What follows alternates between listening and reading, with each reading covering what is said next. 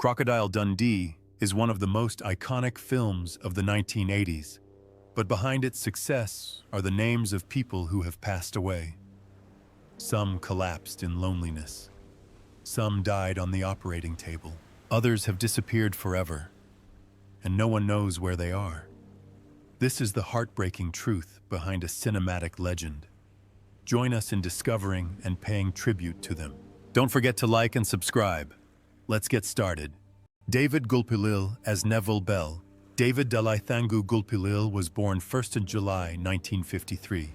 Is a Yolngu indigenous artist from Arnhem Land, Northern Australia. He was 33 when he starred in the 1986 film Crocodile Dundee, playing Neville Bell, a small but memorable role that captured the unique intersection of Aboriginal culture and the modern world. The role was a reflection of his life as a man who lived between two worlds, tradition and modernity, the wilderness and the glamour of Hollywood. David Gulpil died on November 29, 2021, at the age of 68 after a 4-year battle with lung cancer. He spent his final years living quietly in Murray Bridge, South Australia. He was appointed an AM, an Order of Australia, and received the Lifetime Achievement Award at the 2019 NAIDOC Awards. After his death, his loved ones asked the public to temporarily refer to him as David Dalaithangu, following the indigenous custom of avoiding the name of the deceased.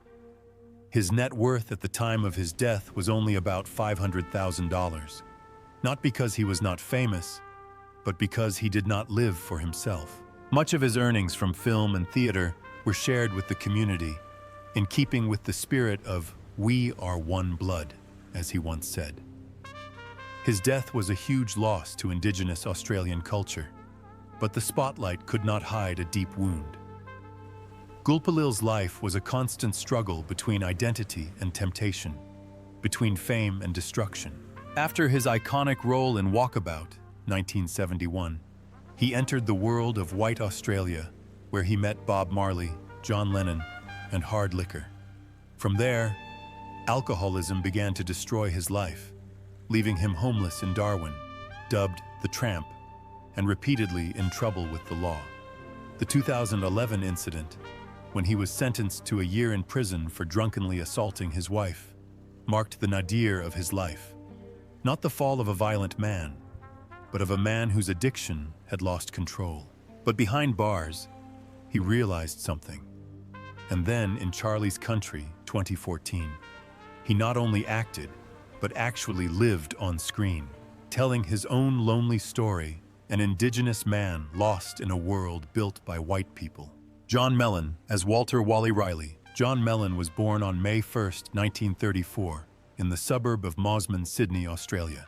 In 1986, he was 52 years old when he joined the cast of Crocodile Dundee and played Walter Wally Riley, Mick Dundee's best friend and comedic sidekick. With his warm baritone voice and natural acting style, John not only brought laughter to the audience, but also made them feel comfortable in the strange world of New York. However, behind the spotlight, his life was a silent tragedy. Just 3 years after the success of Crocodile Dundee, on 11 August 1989, John Mellon died at the age of 55 from cirrhosis of the liver, a direct result of his long-term alcoholism. He breathed his last breath at Neutral Bay, not far from the Oaks Hotel, a pub that has named a bar after him, the John Mellon OBE Bar. Despite being a veteran actor with over 30 years in the industry and recipient of the A-ACTA Award and the Order of the British Empire for services to the theater, Mellon never revealed the full extent of his alcoholism. At the time of his death, his net worth was estimated at $2 million, largely from film, television, and voice work, notably for the Victoria Bitter beer brand, famously saying, "You can buy it any way you want." But it was his alcoholism that cast the darkest shadow over his life. John once said he drank because he was bored, but it seemed to come from invisible pressures that no one could see. In real life, although he was always a source of laughter, he was often withdrawn, sad, and sometimes emotionally out of control. Colleagues, including Paul Hogan, have revealed that although he was a professional, Mellon could sometimes be aloof and unstable. Although the film The Fourth Wish, 1976, brought him many major awards, in his later years he largely disappeared from the screens. Perhaps the most heartbreaking question remains: how could a man so beloved across Australia have succumbed to loneliness and addiction?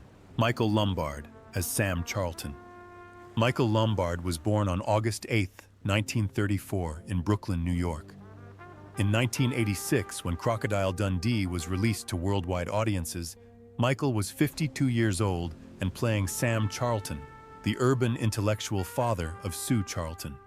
Although only a minor character, Sam was the perfect contrast to Mick Dundee, calm, somewhat skeptical, but still maintaining the qualities of a father, protecting his daughter in his own way.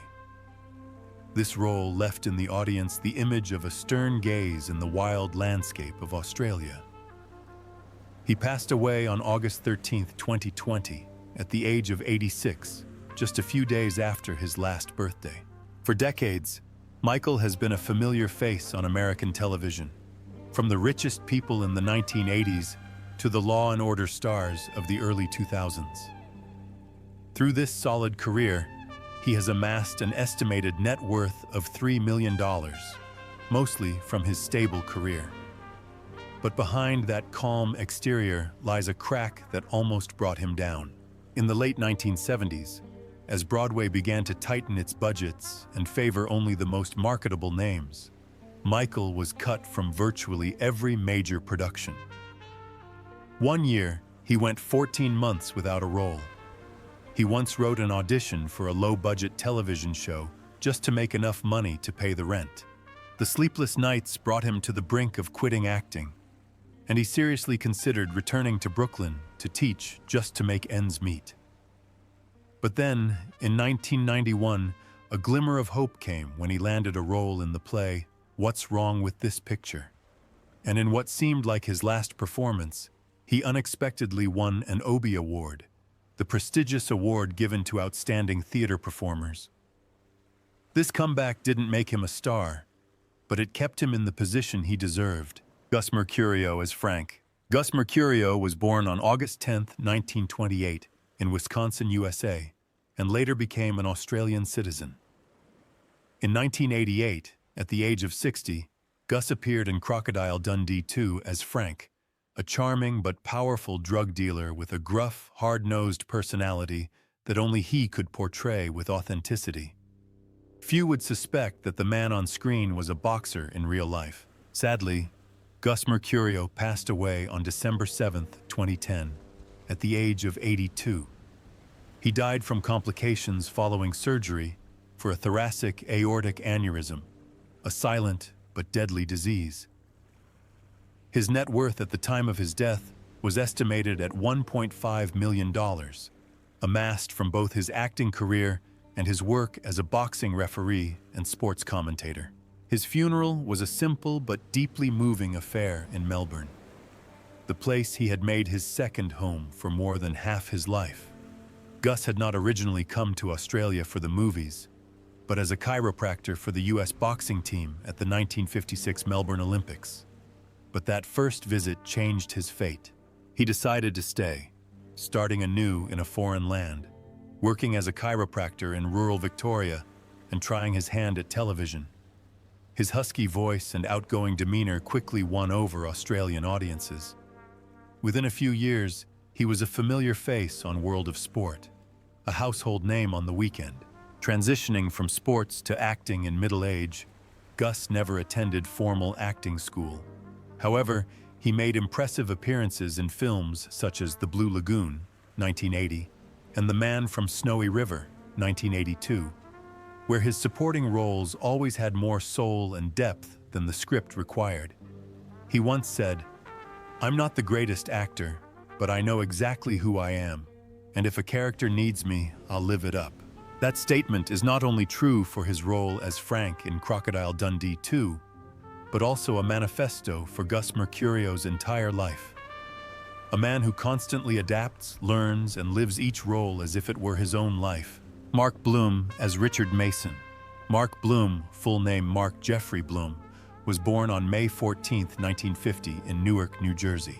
Bloom was just 36 when he joined the cast of Crocodile Dundee in 1986. Bloom played Richard Mason, the successful but somewhat arrogant boyfriend of the female lead Sue Charlton. His character was not only a contrast to Mick Dundee, but also a reflection of the conflict between urban sophistication and primitive instincts.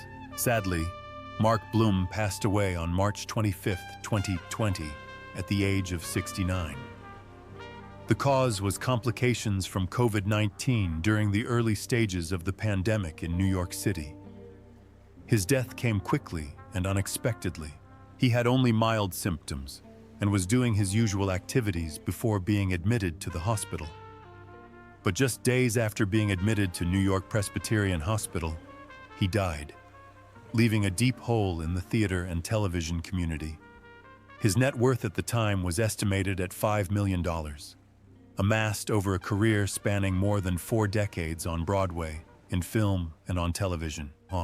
What people remember Bloom for isn't just his roles in Desperately Seeking Susan, 1985, or Mozart in the Jungle, 2014-2018, but also a little-known detail.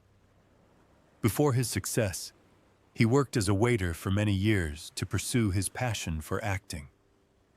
New York is not a city that is kind to the unknown, especially in the off-Broadway world. But Bloom never gave up. In a rare interview, he shared that he was rejected for more than 30 roles in 1 year, but he still went to auditions every morning. That tenacity helped make him a beloved teacher at HB Studio, where he taught for the rest of his life. Perhaps that is why, although not a household name, when he passed away, many directors, actors, and students called him the quiet flame of New York theater. And that flame will forever burn in the memories of all who saw him perform. Reginald Vel Johnson as Gus. Reginald Vel Johnson, born Reginald Johnson, was born on August 16, 1952, in New York City. He was 34 years old when he appeared in Crocodile Dundee in 1986, playing Gus, a limousine driver with a suave demeanor, piercing eyes, and a charming smile. Although his appearance was brief, his character left a lasting impression with his kindness amidst the chaos of New York City. Although it was a small role, it quietly paved the way for his later iconic police roles. As of 2025, Vel Johnson is 73 years old. Although he no longer regularly appears in major projects, he continues to be active in the industry through guest appearances, voiceovers, and commercials, most notably as a TV dad in a progressive ad campaign and as Principal Winslow in Invincible 2021. With more than 4 decades of experience in television and film, his net worth is estimated at $5 million, a figure that reflects stability rather than flash. He lives a quiet life in Oceanside, New York, unmarried and childless, spending most of his time alone and with a few close friends in the industry. However, a 2017 incident shocked his fans. A malicious rumor spread online that Vel Johnson had died of a heart attack. Within hours, the false news had spread across social media and online news sites. Condolences and tributes were posted at a dizzying pace, as if the world was preparing to say goodbye. Yet while the public mourned, Vel Johnson calmly ate dinner at home until friends called to check on him. He then spoke out, gently but firmly, to clarify the situation, and has remained even more private since then. The incident led him to a profound realization. Perhaps to the public, he has become a symbol of the past, forever associated with his roles as the loving father in Family Matters and Officer Al Powell in Die Hard, 1988. Those kind-hearted roles have endeared him to people who are willing to believe they have lost a family member. Vel Johnson does not deny the loneliness of being part of a film industry that no longer has room for quiet, familiar faces like himself. But he does not feel sad. I survived the rumors of my own death. That's optimistic enough, he once said with a laugh in a rare interview.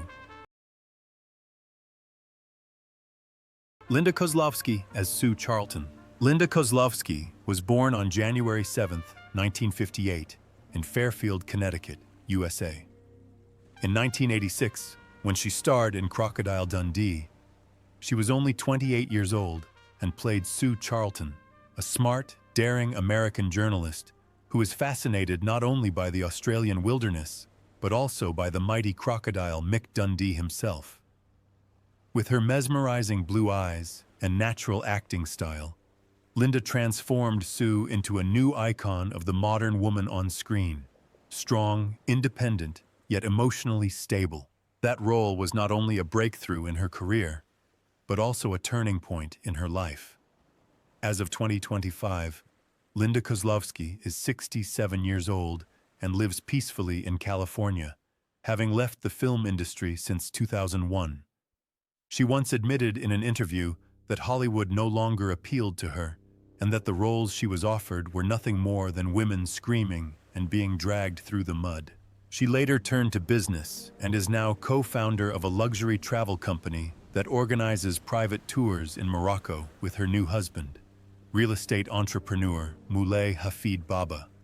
Her estimated net worth is around $8 million, mainly from the Crocodile Dundee series and smart investments after stepping away from the limelight.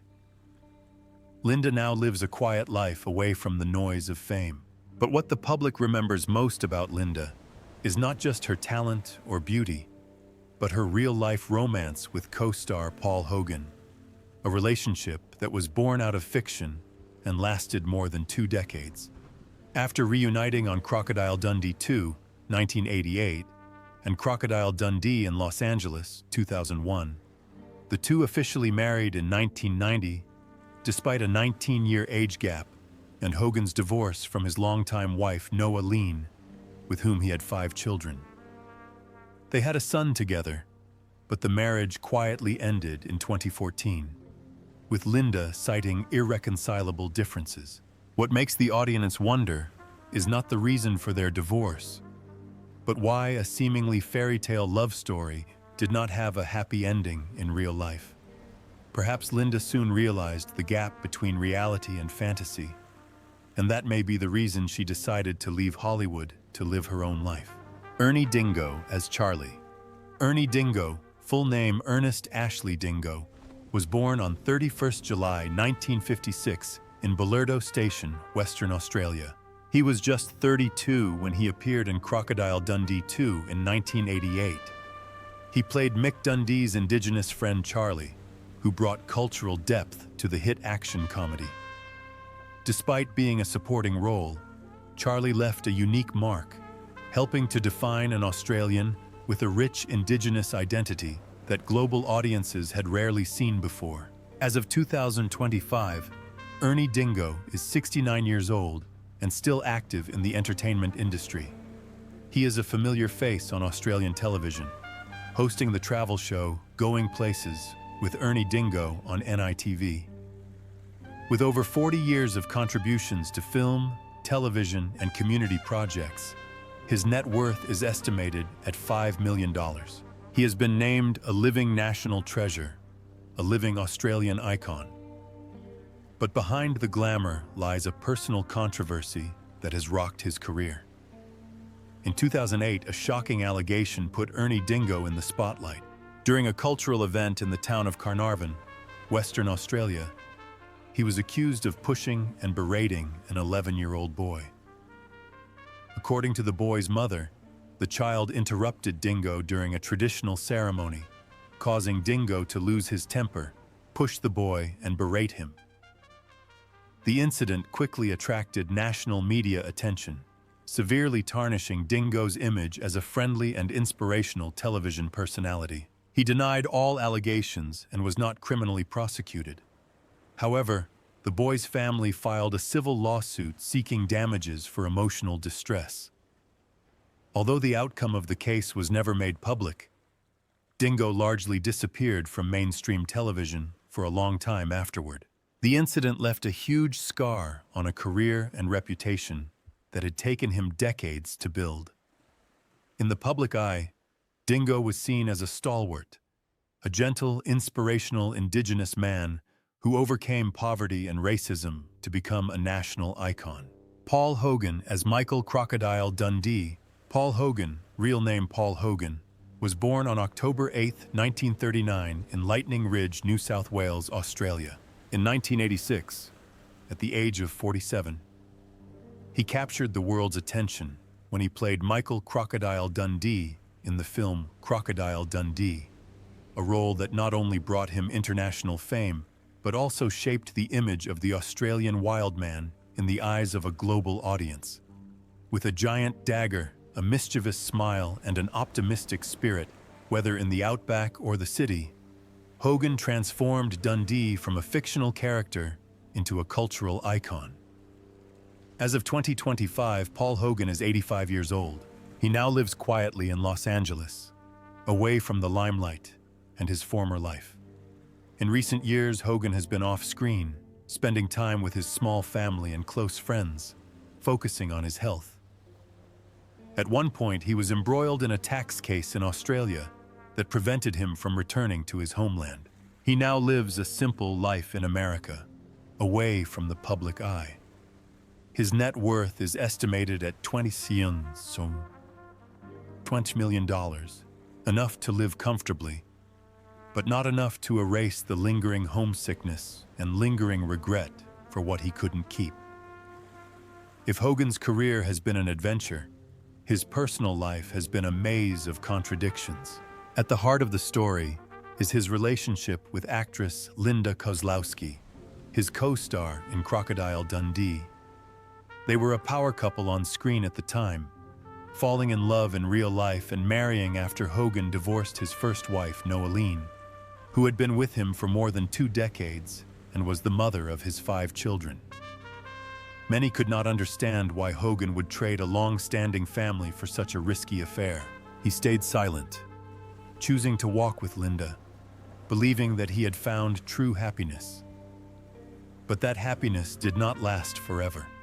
His marriage to Linda ended in 2014, quietly and sadly, without any of the fanfare that had preceded it. In the years that followed, Hogan lived alone in a beach house in Venice, occasionally seen walking with his hands in his pockets, staring into the distance. In a rare interview, he once said, "I lost a family because of love, and in the end, I lost that love too."